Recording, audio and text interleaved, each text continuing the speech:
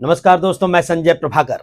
Khan sir की गिरफ्तारी को लेकर बहुत बड़ी खबर आ रही है। इस समय पटना सेशन कोर्ट ने खान सर को बहुत बड़ी राहत दी है और जिस आधार पर अदालत ने खान सर की गिरफ्तारी पर रोक लगाई है, उससे पुलिस की कार्रवाई कटघरे में खड़ी नजर आ रही है।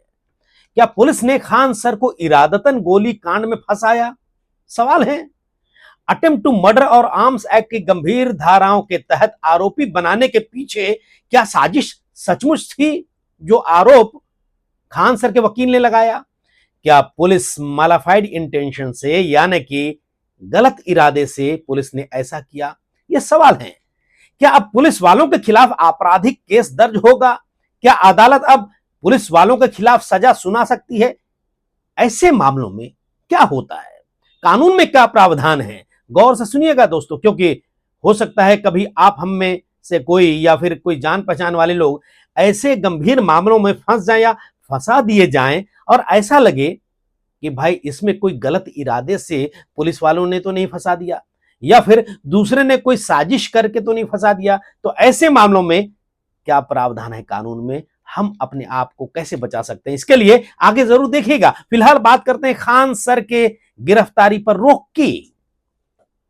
तो दोस्तों, जिस गिरफ्तारी की अटकलों को लेकर पिछले कई दिनों से ऐसा माहौल बनाया जा रहा था जैसे अब बस खान सर को उठा लिया जाएगा।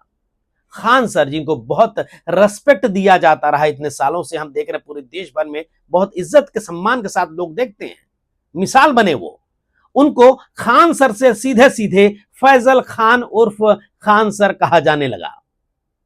बहरहाल ये मामला अलग है। अभी देखिए, उन पर आरोप है कि उन्होंने अपने सिक्योरिटी गार्ड्स को कहा कि गोली चला दो, बाकी हम देख लेंगे। ये सिर्फ आरोप है, वो फिलहाल बिल्कुल पाक साफ कहे जा सकते हैं क्योंकि वो अपराधी साबित नहीं हुए हैं, इसलिए पूरा सम्मान के अधिकारी हैं। तो दोस्तों, बीते कुछ दिनों से जिस तरीके से माहौल बनाया जा रहा था जैसे अब बस खान सर को उठा ही लिया जाएगा, गिरफ्तार कर लिया जाएगा, जैसे मामला बिल्कुल साफ है और जैसे पुलिस के पास तगड़े सबूत हैं, पक्के सबूत हैं, एविडेंसेस हैं, उसी मामले में अदालत ने आज के दिन मंगलवार को गिरफ्तारी और दंडात्मक कार्रवाई पर फिलहाल अगले आदेश तक के लिए ब्रेक लगा दिया है।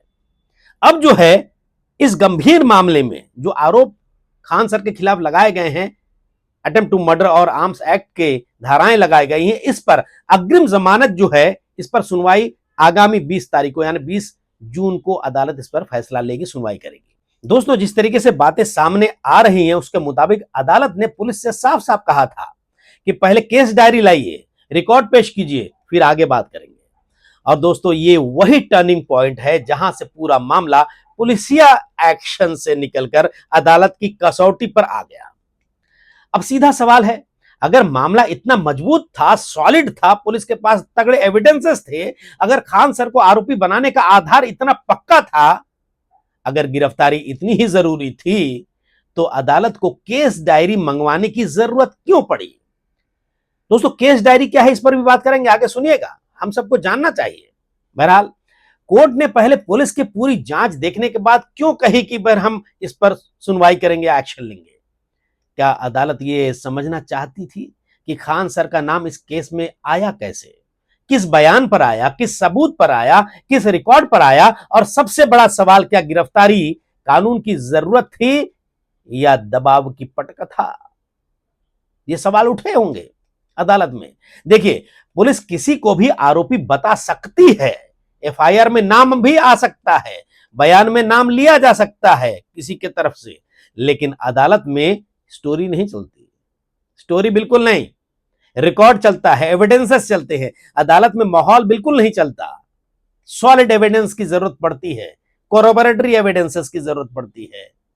अदालत में टीवी डिबेट भी नहीं चलती है, केस डायरी चलती है। दोस्तों, केस डायरी, फिर से मैं बात आता हूं केस डायरी पर, और केस डायरी कोई प्रेस की नोट नहीं होती है। केस डायरी पुलिस की रोजाना जांच का हिसाब किताब होती है, हिसाब किताब।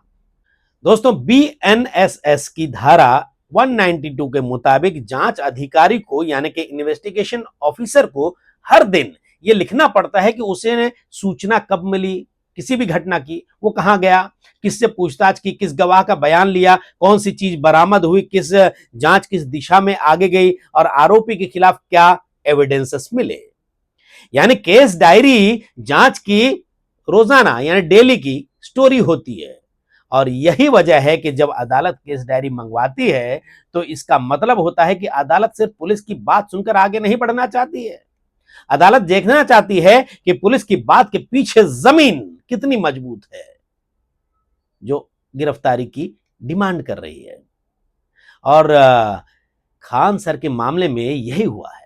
अदालत ने फिलहाल गिरफ्तारी पर रोक लगाई है और पुलिस से रिकॉर्ड मांगा है। इसका मतलब यह नहीं है कि खान सर को फिलहाल क्लीन चिट मिल गई अदालत से, यह भी साफ समझ लीजिए। अदालत ने अभी यह नहीं कहा है कि खान सर निर्दोष हैं, लेकिन अदालत ने जरूर कहा है कि पहले पुलिस अपना होमवर्क करके दिखाए। उसने क्या क्या होमवर्क किया वो दिखाइए भाई। पहले जांच की कॉपी नहीं, जांच का आधार दिखाइए। पहले आरोप नहीं, आधार दिखाइए, आधार। स्टोरी नहीं चलेगी, रिकॉर्ड बताइए। और यहीं से जो पुलिस की कार्रवाई है सवालों के कटघरे में खड़ी होती है दोस्तों, क्योंकि अगर किसी हाई प्रोफाइल शिक्षक को हत्या के प्रयास, अटेम्प्ट टू मर्डर और आर्म्स एक्ट की जैसी गंभीर धाराओं के माहौल के में घेरा जा रहा है तो पुलिस की जिम्मेदारी और ज्यादा बढ़ जाती है। और यह कोई छोटी मोटी बात नहीं है, गंभीर धाराएं अपराध की, एक आदमी की इज्जत की बात है, करियर की इज्जत की बात है, परिवार की इज्जत की बात है, छात्रों के बीच, हजारों लाखों छात्रों के बीच छवि की बात है और सामाजिक प्रतिष्ठा सब दांव पर लग जाती है ऐसे केसेस में। ऐसे में सवाल पूछना अपराध नहीं है, आप भी पूछिए। सवाल पूछना लोकतंत्र के लिए ऑक्सीजन है दोस्तों, ऑक्सीजन। और खान सर के वकील का दावा है अरविंद कुमार का कि उन्हें साजिशन फंसाया गया है, उनके खिलाफ साजिश रची गई। और डिफेंस में कहना है कि खान सर की प्रत्यक्ष भूमिका बिल्कुल नहीं है गोली चलाने को लेकर, उन्होंने गोली नहीं चलाई और उनका नाम मुख्य रूप से बयानों के आधार पर जोड़ा गया है, यह दलील दी गई। अब यह दावा सही है या गलत इसका फैसला अदालत बाद में करेगी। और देखिए खान सर के अग्रिम जमानत पर अब सुनवाई होगी अगले 20 तारीख को, 20 जून को। उस पर हो सकता है बहुत सारी दलीलें और भी रखी जाएं। अब पुलिस जो है ये कहे कि नहीं हमको कस्टडी में लेना है, तो पुलिस के बताना होगा कस्टडी क्यों लेना है। लेकिन सवाल तो बनता ही ना दोस्तों, क्या सिर्फ किसी के बयान के आधार पर गिरफ्तारी की तलवार लटका देना ठीक है? क्योंकि खान सर के गार्ड्स ने कहा, ऐसी खबरें आई कथित तौर पर कि खान सर के कहने पर भीड़ बहुत आक्रामक हो रही थी, वो और ना आ जाए सामने, कोई गंभीर घटनाएं ना घट जाए, तो हवाई फायरिंग की। ये गार्ड्स का बयान है, ऐसा पुलिस की तरफ से खबरें आई। अब सचमुच वो गार्ड्स ये बयान दिए थे या नहीं, ये जांच की बात है। तो दोस्तों क्या पुलिस ने स्वतंत्र साक्ष्य जुटाए? बिल्कुल। और क्या सीसीटीवी कॉल रिकॉर्ड, लोकेशन और जो प्रत्यक्ष भूमिका है, डायरेक्ट इन्वॉल्वमेंट खान सर का, ये बताए। आदेश का प्रमाण कि भाई खान सर ने कहा कि भाई गोली चलाओ, हम बाकी संभाल लेंगे, इसके सबूत देने होंगे, हथियारों की कड़ी बतानी होगी, इन सब पर जांच करना जरूरी है। या फिर मामला सिर्फ आरोपी की गर्मी में पकाया जा रहा था दोस्तों? ये सारी बातें जांच का विषय है। अब अदालत में मामला चला गया है, अदालत जो है इस पर संज्ञान ले रही है और अदालत कार्रवाई कर रही है। और यही फर्क है पुलिसिया कार्रवाई और दोस्तों न्यायिक जांच में, जुडिशियरी इन्वेस्टिगेशन में। इसे इन्वेस्टिगेशन ही कहेंगे। बहुत बार ये होता है कि भाई अदालत ने जांच डायरी मंगाई, इसमें क्या है क्या नहीं है, देख रहे कि भाई मामला उतना मजबूत नहीं है कि कस्टडी की जरूरत है, तो इस समय गिरफ्तारी पर रोक लगा दी अदालत ने। पुलिस कह सकती है कि हमारे पास जानकारी है, अदालत पूछेगी दिखाइए क्या जानकारी है, सबूत दीजिए। पुलिस कहेगी आरोपी है ये, अदालत पूछेगी किस आधार पर है। पुलिस ये भी बोल सकती है कि गिरफ्तारी जरूरी है, अदालत पूछेगी कानूनी आवश्यकता क्या है ये बताइए। और दोस्तों जब अदालत ये पूछने लगे तो समझ लीजिए कि मामला अब भावनाओं से निकलकर कानून की टेबल पर आ चुका है और आ भी चुका है। अब एक और बात बहुत जरूरी है दोस्तों, गिरफ्तारी देखिए सजा नहीं होती है किसी की गिरफ्तारी, लेकिन गिरफ्तारी अपने आप में किसी व्यक्ति की स्वतंत्रता पर, फ्रीडम पर सबसे बड़ा प्रहार होती है। इसलिए कानून यह नहीं कहता है कि आरोप लगा और आदमी को उठा लो, गिरफ्तार कर लो। कानून कहता है कि गिरफ्तारी की जरूरत होनी चाहिए, लेकिन कब होनी चाहिए, कंडीशंस अदालत जो है इस पर फैसला सुनाती है। कंडीशंस को देखते हुए, और जांच में सहयोग न हो, सबूतों से छेड़छाड़ का खतरा हो, गवाहों को प्रभावित करने की आशंका हो, फरार हो जाने की आशंका हो, गंभीर मामलों में इन बातों पर पुलिस को अदालत के सामने अपना आधार रखना पड़ता है कि उसको कस्टडी की क्यों जरूरत है आरोपी की। तो दोस्तों सवाल यह है कि खान सर के मामले में पुलिस का आधार क्या है? क्या वे जांच से भाग रहे थे? क्या उन्होंने अदालत का रास्ता नहीं चुना? क्या उन्होंने अग्रिम जमानत नहीं मांगी अदालत से? अगर कोई व्यक्ति खुद अदालत के सामने कानूनी संरक्षण मांग रहा है तो पुलिस को और ज्यादा मजबूत आधार दिखाना होगा कानून के हिसाब से। ऐसे प्रावधान है हमारे कानून में, और उसकी गिरफ्तारी क्यों जरूरी है यह भी बताना होगा। और यही वजह है कि आज की खबर सिर्फ खान सर को राहत मिलने की खबर नहीं है दोस्तों।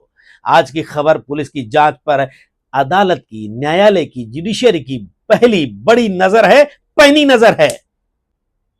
स्टेशन डायरी देखने के बाद आज अदालत ने निर्देश दिया कि भाई अगले सुनवाई तक, अगले आदेश तक आप जो है खान सर को छू नहीं सकते, गिरफ्तार नहीं कर सकते, कोई भी दंडात्मक कार्रवाई नहीं कर सकते। आज की खबर यह है कि गिरफ्तारी की रफ्तार पर अदालत ने कानून का स्पीड ब्रेकर लगा दिया। वजहों को देखकर, बातों को देखकर अब पुलिस के लिए असली परीक्षा अब शुरू होगी दोस्तों। केस डायरी अदालत में जाएगी, चली गई है, अदालत ने मंगवाया था, ऐसी खबरें आ रही हैं। उसमें लिखा होगा कि जांच अधिकारी ने, इन्वेस्टिगेशन ऑफिसर ने क्या क्या किया, किस आधार पर किया, उस दिन क्या क्या पाया, किससे बात की, किसने किसने बयान दिया, खान सर का नाम कहां से आया, किसने कहा, उनके खिलाफ क्या एविडेंसेस हैं, गिरफ्तारी की मांग का आधार क्या है।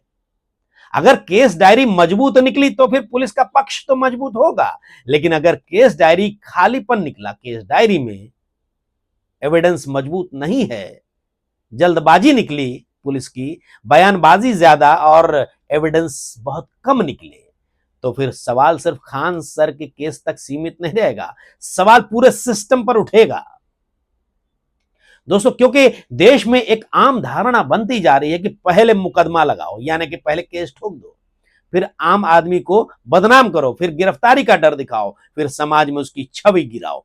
ऐसी धारणाएं बन चुकी है, लोग चर्चा करते हैं कई केसेस में, और बाद में पता चलता है कई केसेस में बाद में पता चलता है कि वो निर्दोष था, लेकिन बदनामी तो हो गई, और जो बदनामी हो गई, जो नुकसान हुआ, वो वापस कौन करेगा। इसलिए अदालत ऐसे मामलों में नजर रखती है। और दोस्तों अगर बाद में अदालत राहत दे भी दे तो नुकसान कौन भरेगा, प्रतिष्ठा का नुकसान कौन भरेगा, मानसिक दबाव कौन भरेगा, और छात्रों के बीच पैदा हुई बेचैनी कौन भरेगा, परिवार पर आई चिंता कौन भरेगा। और इसलिए आज पुलिस की कार्रवाई को लेकर सवाल उठेंगे दोस्तों, उठ रहे होंगे। क्या कार्रवाई कानून के हिसाब से हुई या माहौल के हिसाब से हुई? क्या जांच निष्पक्ष है या किसी दबाव में है? ये खान सर के एडवोकेट अरविंद कुमार लगातार बोल रहे हैं कि भाई खान सर के खिलाफ साजिश रची गई है। तो क्या खान सर का नाम सॉलिड एविडेंसेस के आधार पर जोड़ा गया, या फिर भीड़ और किसी के स्टेटमेंट और जो है कंपटीशन की राजनीति में उन्हें घसीटा गया? ये जांच का विषय है, पुलिस जांच करेगी, और मामला जांच में है, अदालत में है। और देखिए खान सर कोई छोटी मोटी शख्सियत तो है नहीं, उनके लिए बहुत लोग खड़े हो सकते हैं इसमें बहस करने के लिए। क्या ये मामला कानून का है या कोचिंग वॉर का है, ये भी बातें हो रही हैं। लेकिन दूसरा एंगल भी है, दूसरा एंगल भी एक है कि किसी के ईगो को हर्ट हुआ और उसने हो सकता है कि बदला लेने के लिए ये सारा कांड करा दिया। ये चर्चा कर रहे हैं लोग। क्या ये जांच है या इमेज डैमेज की रणनीति है? Image damage. हालांकि देखिए धंधे में बोलते हैं ना, धंधा है पर गंदा है। इसमें क्या है, खैर बातें सामने आएंगी, मामला अदालत में है। और दोस्तों ध्यान रहे, खान सर कोई साधारण नाम नहीं है। लाखों छात्र उन्हें जानते हैं, उनकी क्लास सुनते हैं, उनके शब्दों पर भरोसा करते हैं। ऐसी व्यक्ति के खिलाफ गंभीर मामला दर्ज होता है अटेम्प्ट टू मर्डर और आर्म्स एक्ट के तहत, तो पुलिस की जवाबदेही कई गुना बढ़ जाती है। पुलिस भी समझती होगी, क्योंकि छोटी सी भी गलती पुलिस की इमेज पर बट्टा लगा सकती है। इसलिए क्योंकि यहां सिर्फ एक आरोपी का सवाल नहीं है, यहां लाखों छात्रों के भरोसे के सवाल है। अगर आरोप सच है तो कानून तो अपना काम करेगा ही, लेकिन अगर आरोपों के बुनियाद कमजोर हैं तो फिर पुलिस या जल्दबाजी पर भी सवाल उठेंगे और उठना ही चाहिए।